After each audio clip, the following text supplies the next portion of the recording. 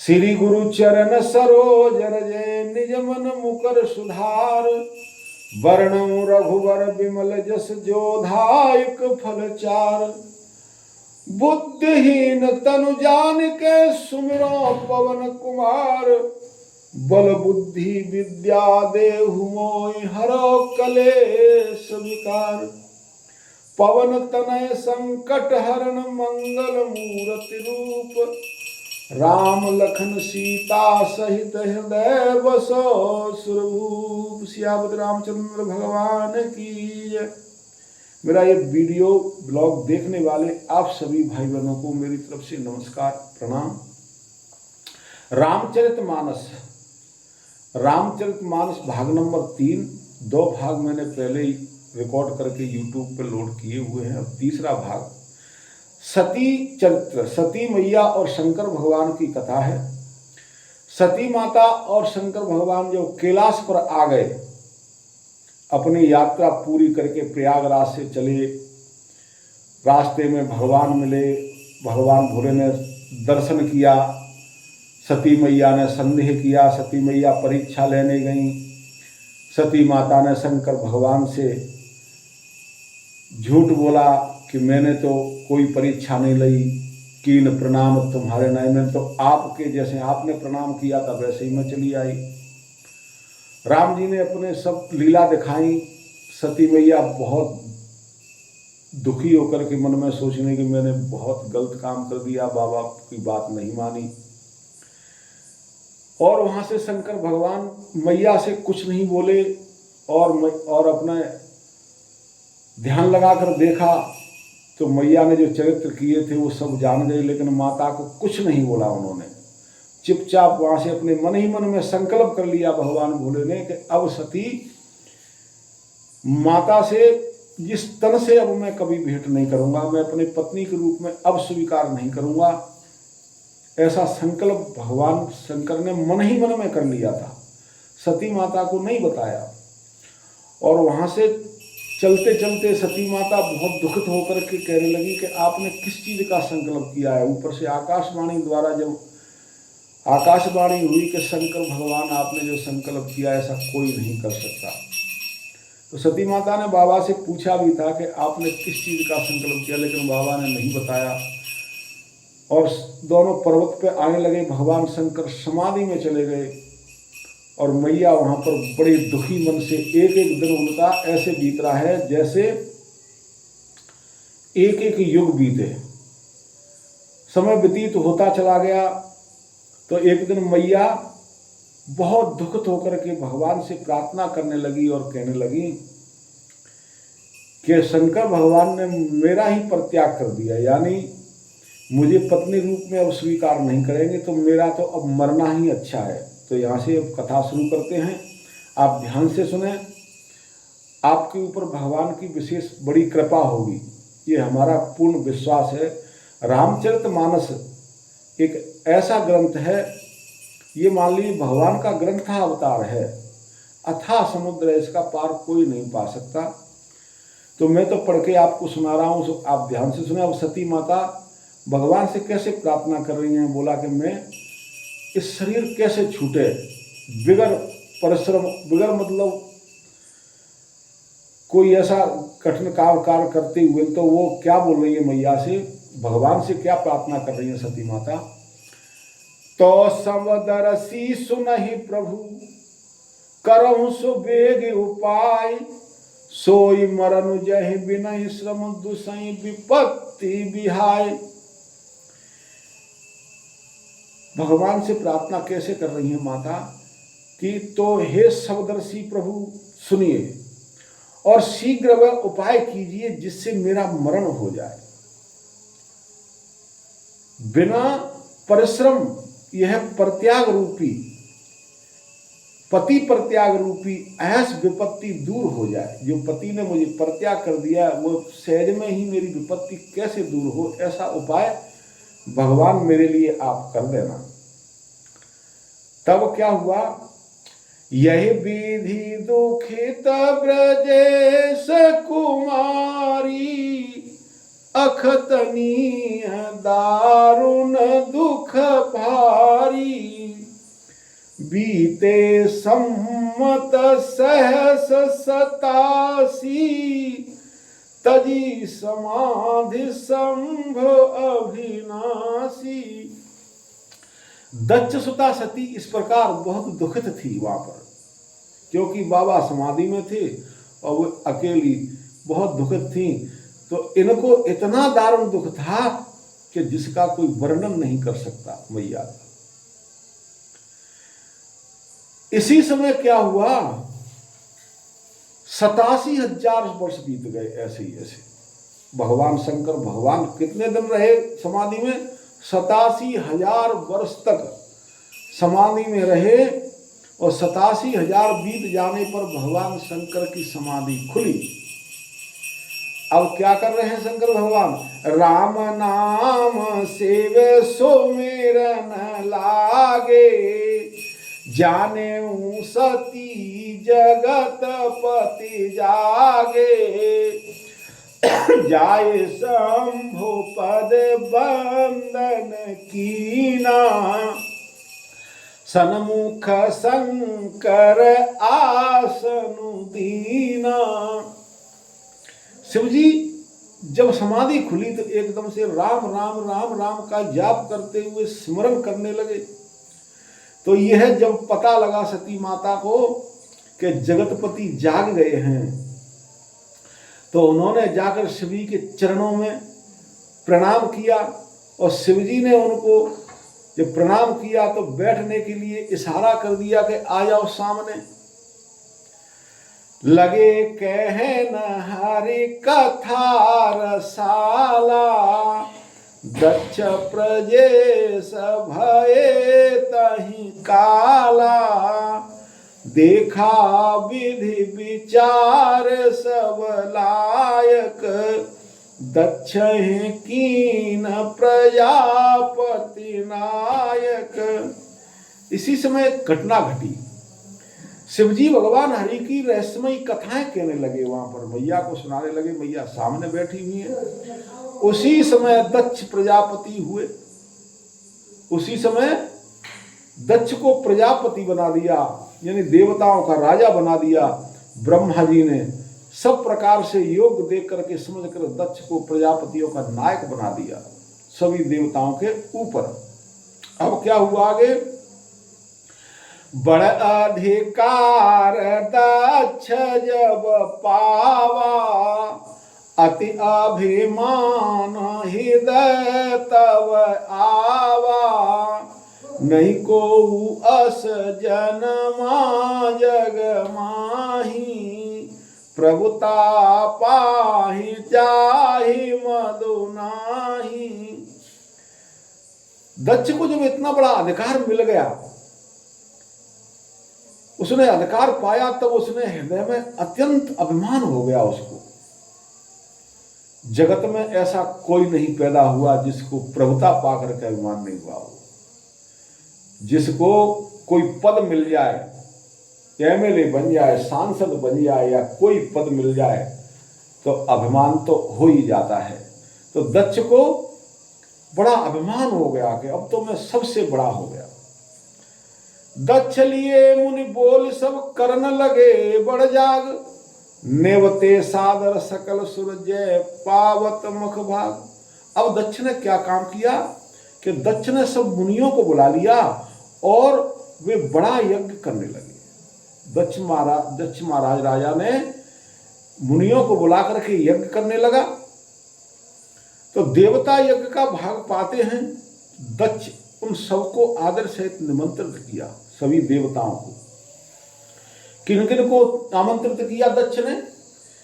किन्नर नाग सिंध गंधर्वा, बंधुन समेत चले सुर सरवा, बिनु बिरंच महेश बिहाई, चले सकल सुर जान बनाई। अब क्या हुआ कि दक्ष का निमंत्रण पाकर के किन्नर नाग सिद्ध गंधर्व और देवता अपनी अपनी स्त्रियों सहित, अपनी अपनी पत्नियों के साथ विष्णु ब्रह्मा और महादेव जी को छोड़ करके सभी देवता अपना अपना विमान सजाव करके और दक्ष की यज्ञ में जाने लगे। केवल कौन कौन नहीं बुलाए? ब्रह्मा जी, विष्णु और महादेव जी को उन्होंने निमंत्रण दक्ष ने नहीं दिया। अब सती मैया क्या देख रही है? ऊपर आसमान में विमान जा रहे हैं उनके देवतन के, सुंदर सुंदर सज सज के, बढ़िया सज धज के, साड़ी पहन के, उनकी जो पत्नियां थी देवताओं की वो जा रही हैं। तो सती मैया क्या देख रही हैं कि सती बिलो के व्योम विमाना, जात चले सुंदर विधि नाना, सुर सुंदरी करहि कल गाना, सुनत श्रवण छूटे मुनि ध्यान। सची ने देखा कि अनेकों प्रकार से सुंदर विमान आकाश में चले जा रहे हैं। देव सुंदरियां मधुर गान कर रही हैं, जिन्हें सुनकर के मुनियों का ध्यान छूट जाता है। पूछूं तब शिव कहूं बखानी, पिता यज्ञ सुन कछु हरसानी, जो महेश मोए आय सुदेही, कछु दिन जाए रहो मिस एही। सती ने विमानों में देवताओं को जाने का कारण भगवान शंकर से पूछा। भगवान भोलेनाथ ने सब बातें बताई कि आपके पिता ने एक यज्ञ करी है। तो सती मैया बड़ी प्रसन्न हुई कि पिता यज्ञ कर रहे हैं, और सोचने लगी अपने मन में कि यदि महादेव जी मुझे आज्ञा दे दे तो इसी बहाने कुछ दिन पिता के घर में जाएंगे, रह लूं। अब आगे क्या होता है मित्रों? पति परे त्याग ही दे दुख भारी, कहन निज अपराध विचारी, बोली सती मनोहर बानी, भय संकोच प्रेम रस सानी। क्योंकि मैया के हृदय में पति द्वारा त्यागी जाने का बड़ा भारी दुख था। जब भगवान शंकर ने त्याग कर दिया तो बड़ा भारी दुख था, पर अपना अपराध समझ करके वे कुछ कहती नहीं थी किसी से। आखिर सती भय संकोच और प्रेम रस में सनी हुई मनोहर वाणी से भगवान शंकर से बोली। क्या बोली मैया? पिता भवन उत्सव परम, जो प्रभु आयसु होय, तो मैं जाऊं कृपा यत्न सादर देखन सोय। मैया कह रही है भगवान भोलेनाथ से कि हे प्रभु, मेरे पिता के घर बहुत बड़ा उत्सव है, तो मुझे भी वहां जाना चाहिए। यदि आपकी आज्ञा हो तो हे कृपाधाम, मैं आदर सहित उसे देखने जाऊं। अब भगवान भोलेनाथ ने कहा मैया से, कहूनी कमोरे मन भावा, यह अनुचित नहीं नेवत पठावा, दक्ष सकल निज सुता बुलाई, हमरे बैर तुम्हु बिसराई। बाबा भोलेनाथ कह रहे हैं, शिवजी ने कहा कि तुमने जो बात कही है वो बहुत अच्छी कही है, यह मेरे मन को भी पसंद आई, पर उन्होंने न्योता नहीं भेजा हमारे लिए, यह अनुचित है। दक्ष ने अपनी सब लड़कियों को बुलाया है, किंतु हमारे बैर के कारण उन्होंने तुमको नहीं बुलाया है। ब्रह्म सभा हम सन दुख माना, तहिते अजऊ करें अपमाना, जो बिन बोले जाए भवानी, रहे न सीलु स्नेहन कानी।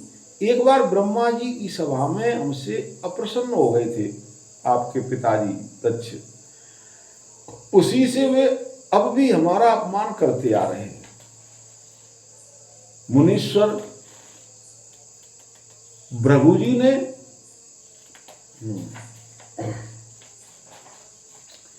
हे भवानी, जो तुम बिना बुलाए जाओगी तो न सील से नहीं रहेगा और ना ही मान मर्यादा रहेगी। यद्यपि मित्र प्रभु पित गुरु गेहा, जायो बिन बोले न संदेहा।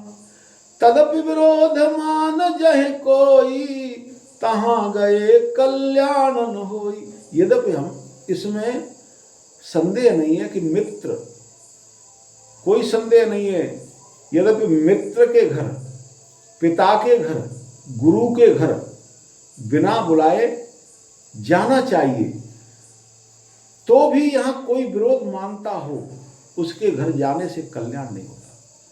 अगर हमारा कोई विरोध मानता हो और हम अपने आप चले जाएं तो फिर वहां कल्याण नहीं है। तो इसलिए हमारी कई मानो कि तुम मत जाओ। भांति अनेक संग समझावा, भावी वसन ज्ञान उर आवा। कहे प्रभु जाऊ जो भी नहीं बुलाए, नहीं भले बात हमारे भाई। शिव जी ने बहुत प्रकार से समझाया मैया को, पर होनहारवश सती के हृदय में बोध नहीं हुआ, कोई ज्ञान नहीं हुआ। फिर भी शिव जी ने कहा कि यदि बिना बुलाए जाओगी तो हमारी समझ में अच्छी बात नहीं है। कहे देखा हर जतन बहु रहे उन दक्ष कुमार, दिए मुख्य गण संग तब विदा कीन त्रिपुरार। शिव जी ने बहुत प्रकार से कह करके देख लिया, लेकिन मैया नहीं मानी।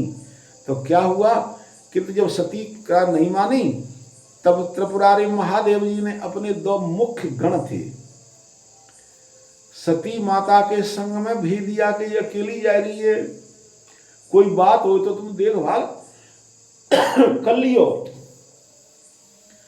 तब मैया वहां से चल रही।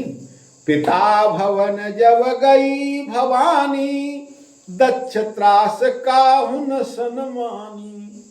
सादर भलो मिली एक माता, भगिनी मिली बहुत मुस्काता।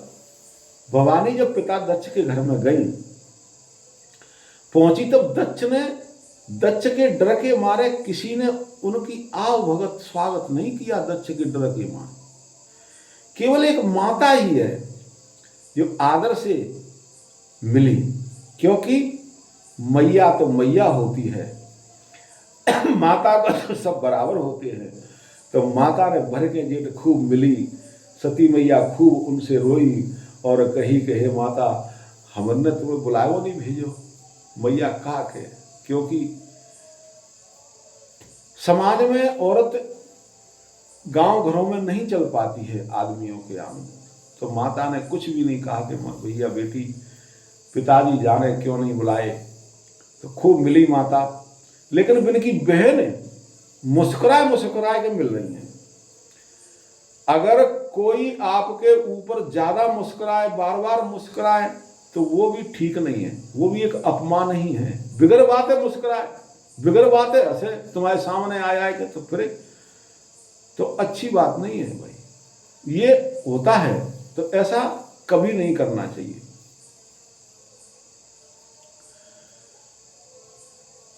दक्षिण कछु पूछी कुशलाता, सतई बिलोक जरे सब गाता। सती जाय देखे तब जागा, कतहु नदी का शंभु कर भागा। अब सती मैया के को बोल तो रोना है, लेकिन वो यज्ञ में देखने लगी कि मेरे पति का कहीं भाग है, कहीं पात्र डरी है कि नाने अलग से भोग के काज है। तो मैया वह यज्ञ में घूमने लगी और भगवान शंकर का वहां कोई भाग नहीं दिखाई दिया। तब चित चढ़ऊ जो शंकर कहऊ, प्रभु अपमान समझ उर्दयऊ। पाछिल दुख न हृदय अस व्यापा, असय भयऊ महापरताप। तब शिवजी को कहा था, तब शिवजी ने जो कहा था उनकी समझ में आ गया। अब स्वामी का अपमान समझ करके सती हृदय में जल उठी। जो पिछला प्रत्याग का दुख उनके हृदय में उतना नहीं व्यापा जितना महान दुख इस समय व्यापा कि मेरे पति का अपमान। क्योंकि ससुराल में, मायके में बिटियां आती हैं कोई शादी विवाह में, अगर उनके पति का कोई अपमान करे तो उनको भी आज भी बुरा लग जाता है कि मेरे आदमी से ऐसे कैसे कह दी। तो भगवान भोले शंकर का जब कोई भाग नहीं था तो मैया बहुत दुखी है गई, बहुत परित्याग से ज्यादा, भगवान शंकर के जो परित्याग किया उससे भी ज्यादा दुखी। जदपि जग दारुण दुख नाना, सबते कठिन जाति अपमाना, समझ सुसहित भयउ अति क्रोधा, बहुविध जननी कीन प्रबोधा। यद्यपि जगत में अनेक प्रकार के दारुण दुख हैं, तथा जाति अपमान सबसे बढ़कर कठिन अपमान है। किसी की जाति को लेकर के कोई कहे और जाति का अपमान करे कि तू तो फलाना है, तू तो जी है, तो इससे बड़ा अपमान कोई नहीं है। ये हमें रामायण सिखाती है दोस्तों। सब शिवापमान न जाय हृदय न होय प्रबोध, सकल सभय हट हटक तब बोली वचन सक्रोध। परंतु उनसे शिवजी का अपमान सहा नहीं गया और इससे उनके हृदय में कुछ भी प्रबोध ज्ञान नहीं रहा। तब वे सारी सभा को हठपूर्वक डांट कर क्रोध भरे वचनों में एकदम चिल्ला के बोली सती मैया। वहां कहा कही मैया ने हो कार्य लगाए कि मैं आवे हूँ घरे में आधा घंटा वाला। ठीक है, ओके ओके, ठीक ठीक, पक्के पे। सियाराम सियाराम। हाँ ठीक ठीक।